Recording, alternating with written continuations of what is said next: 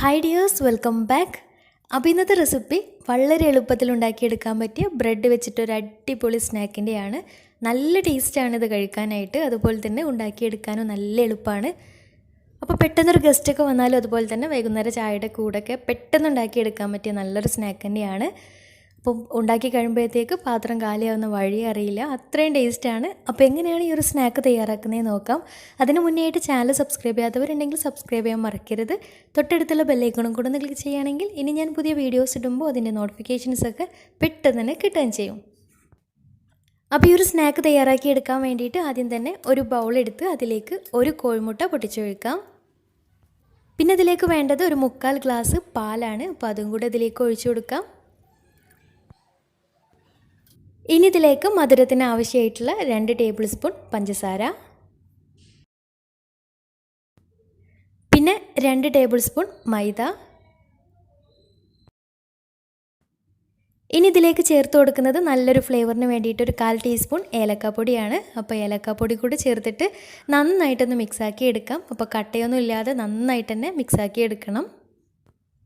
അപ്പോൾ നന്നായിട്ട് മിക്സാക്കി എടുത്തിട്ട് ഇനി ഇതൊരു ഭാഗത്തേക്ക് മാറ്റി വെക്കാം. ഇനി വേറൊരു ബൗളെടുത്ത് അതിലേക്ക് 1/2 ഗ്ലാസ് പാലൊഴിച്ച് കൊടുക്കാം. എന്നിട്ട് ഇതിലേക്ക് മധുരത്തിന് വേണ്ടിയിട്ട് ഒരു 3 ടേബിൾ സ്പൂൺ മിൽക്ക് മെയ്ഡാണ് ചേർത്ത് കൊടുക്കുന്നത്. മിൽക്ക് മെയ്ഡിന് പകരം പഞ്ചസാര ചേർത്താലും കുഴപ്പമൊന്നുമില്ല, പക്ഷേ മിൽക്ക് മെയ്ഡ് ആകുമ്പോൾ ഒന്നും കൂടെ നല്ല ടേസ്റ്റാണ്. ഇനി പഞ്ചസാര ആയാലും കുഴപ്പമൊന്നുമില്ല. അപ്പോൾ മധുരത്തിന് ആവശ്യമായിട്ടുള്ള പഞ്ചസാര അല്ലെങ്കിൽ മിൽക്ക് മെയ്ഡോ ചേർത്തിട്ട് നന്നായിട്ടൊന്ന് മിക്സാക്കി എടുക്കണം. അപ്പോൾ 2 ബാറ്ററും റെഡി ആയിട്ടുണ്ട്. ഇനി സ്നാക്ക് ഉണ്ടാക്കി തുടങ്ങാം. അപ്പോൾ അതിന് വേണ്ടിയിട്ട് ഒരു നോൺ സ്റ്റിക്കിൻ്റെ പാന് സ്റ്റൗവിൽ വെച്ചിട്ടുണ്ട്. നന്നായിട്ട് ചൂടായി വരുമ്പോൾ അതിലേക്ക് കുറച്ച് നെയ്യോ അല്ലെങ്കിൽ ബട്ടറോ ഒന്ന് ബ്രഷ് ചെയ്ത് കൊടുക്കാം. എന്നിട്ട് മൈദ ചേർത്തിട്ട് റെഡിയാക്കി എടുത്തിട്ടുള്ള ബാറ്ററിൽ ഒരു തവി എടുത്തിട്ട് ഇതുപോലെ ദോശയായിട്ട് ഒഴിച്ചു കൊടുക്കാം. അപ്പോൾ മാവ് കുറച്ച് ലൂസായിട്ടുള്ള ബാറ്ററായിട്ടാണ് ഉണ്ടാവുക. അപ്പോൾ തവി ഒഴിച്ചു കൊടുത്തതിന് ശേഷം ഇതുപോലെ ഒന്ന് ചുറ്റിച്ച് കൊടുക്കാം. ഇനി ദോശ ഒരു ഭാഗം വെന്ത് കഴിഞ്ഞാൽ വേണമെന്നുണ്ടെങ്കിൽ മറിച്ചിട്ട് കൊടുത്തിട്ട് ഉണ്ടാക്കിയെടുക്കാം. അല്ലെങ്കിൽ ഒരു പീസ് ബ്രെഡ് എടുത്തിട്ട് നമ്മൾ നേരത്തെ പാലും മിൽക്ക് മെയ്ഡും കൂടെ മിക്സാക്കി എടുത്തിട്ടുള്ള ആ ഒരു ബാറ്ററിൽ മുക്കിയിട്ട് ഇതിൻ്റെ സെൻറ്ററിലായിട്ട് വെച്ച് കൊടുക്കാം.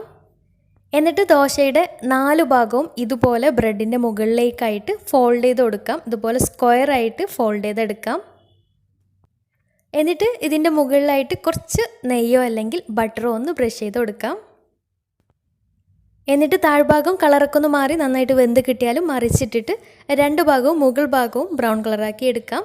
ഉൾഭാഗം പ്രത്യേകിച്ച് വേവാനൊന്നുമില്ല, ബ്രെഡ് ജസ്റ്റ് പാലും മിൽക്ക് മെയ്ഡും കൂടെ ചേർത്തിട്ടുള്ള മിക്സിൽ ഒന്ന് മുക്കിയെടുത്തിട്ടുള്ളതാണ്. അപ്പോൾ 2 ഭാഗവും കളറൊക്കെ മാറി കിട്ടിയാൽ ഇനി പാനിൽ നിന്ന് മാറ്റാം. ഇതുപോലെ ബാക്കിയുള്ളതും ചെയ്തെടുക്കാം. അപ്പോൾ ചുട്ടെടുക്കുന്ന ദോശയുടെ ബാറ്റർ നല്ല ലൂസായിട്ടുള്ള ബാറ്റർ ആയത് കാരണം നല്ല സോഫ്റ്റ് ആയിട്ടുള്ള ദോശയായിട്ടാണ് ഉണ്ടാവുക. ഉൾഭാഗവും നല്ല സോഫ്റ്റാണ്. പിന്നെ മറിച്ചിട്ട് കൊടുക്കുന്ന സമയത്ത് താഴ്ഭാഗം നന്നായിട്ട് ആയതിനു ശേഷം മറിച്ചിട്ട് കൊടുക്കാം. മറിച്ചിട്ട് കൊടുത്തിട്ടാകുമ്പോൾ ഒന്നും കൂടെ ഫിനിഷിങ് ഉണ്ടാവും. അപ്പോൾ അങ്ങനെ ചെയ്തെടുക്കുകയാണെങ്കിൽ ഒന്നും കൂടെ നന്നാവുക. പിന്നെ ഇതുപോലെ ഫോൾഡ് ചെയ്തെടുക്കുന്നത് ചൂടോട് കൂടി തന്നെ ഫോൾഡ് ചെയ്തെടുക്കാനും ശ്രദ്ധിക്കുക. ഫോൾഡ് ചെയ്ത് കൊടുത്തതിന് ശേഷം 2 ഭാഗവും നന്നായിട്ട് ബ്രൗൺ കളറാക്കി എടുത്താലാണ് ഒന്നും കൂടെ നല്ല ടേസ്റ്റ് ഉണ്ടാവുക. അപ്പോൾ ബ്രൗൺ കളറാക്കി എടുത്തിട്ട് പാനിൽ നിന്ന് മാറ്റാം. അപ്പോൾ നല്ല ടേസ്റ്റി ആയിട്ടുള്ള എളുപ്പത്തിൽ ഉണ്ടാക്കിയെടുക്കാൻ പറ്റിയ നല്ലൊരു സ്നാക്കാണ്. അപ്പോൾ എല്ലാവരും ഒന്ന് തയ്യാറാക്കി നോക്കുക.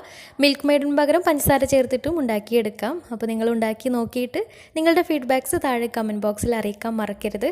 അപ്പോൾ ഇന്നത്തെ വീഡിയോ ഇഷ്ടമായെന്ന് വിചാരിക്കുന്നു. ഇഷ്ടമായെങ്കിൽ ലൈക്ക് ചെയ്യുക, ഫ്രണ്ട്സ് റിലേറ്റീവ്സിനൊക്കെ ഒന്ന് ഷെയർ ചെയ്ത് കൊടുക്കുകയും ചെയ്യാം. അപ്പോൾ നല്ല അടിപൊളി വീഡിയോയുമായി വീണ്ടും വരാം. അതുവരെ take care, bye, thank U.